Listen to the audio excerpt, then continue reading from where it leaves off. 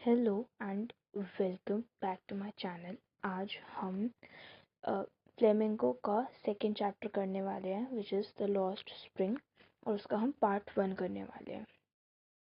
इस चैप्टर में हम देखते हैं कि एक बच्चा होता है जिसका नाम साहिब आलम होता है और वो एक रैग पिकर होता है।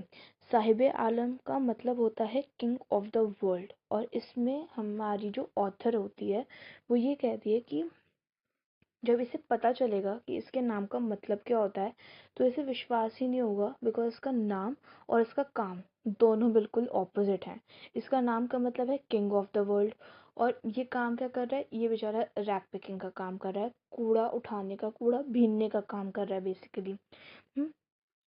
ये जो रैक पिकर्स होते हैं, जितने भी रैक पिकर्स की यहाँ पे बात हुई है, उससे हमें पता चलता है कि वो सारे के सारे माइग्रेट कर कर आए होते हैं बांग्लादेश से, और अब आए हैं वो लोग सीमापुरी में रहने के लिए। ठीक है।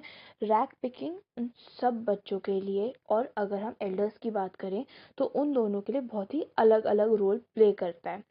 और एल्डर्स यानी बड़ों के लिए ये एक मोड ऑफ सर्वाइवल है कि इसको बेचकर पैसे कमाएंगे तो थोड़ा बहुत कुछ वो खा पी पाएंगे। अदरवाइज बच्चों के लिए the garbage is a form of gold. वो गोल्ड की तरह है कि मतलब एक कूड़े के ढेर में से, गार्बेज के ढेर में से उन्हें कभी कोई कॉइन मिल गया, कोई उन्हें करेंसी मिल गई जो कि उनके लिए तो एक गोल्ड की तरह ही है।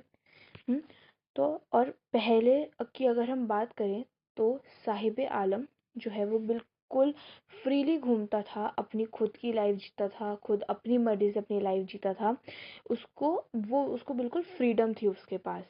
पर एंड में आते आते उसको एक जॉब मिल जाती है जिसमें वो 800 रुपये कमाता है पर महीने के हिसाब से, और प्लस उसको जो है उसको सारी मील्स मिलती हैं उसे।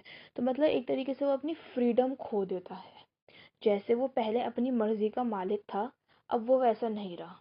पहले उसको बस एक वो हल्का सा बैग उठाना पड़ता था, अपना बोरा सा उठाने पड़ता था फॉर हर दिन का। पर अब उसे एक वो बड़ा सा कनस्तर उठाना पड़ता है जो कि उसका नहीं है।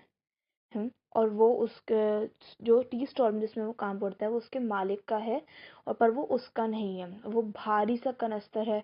उसका बैग, उसका जो बोरा था वो बिल्कुल हल्का सा होता था। तो ये इसमें डिफरेंस आता है।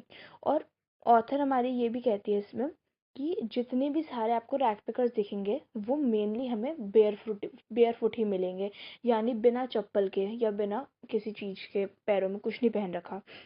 वो सिर्फ इस वजह से नहीं है कि उनके पास पैसे नहीं है चप्पल खरीदने के या फिर किसी भी चीज़ के लिए, पर वो एक ऐसा उनका एक ट्रेडिशन बना हुआ है यहाँ पे।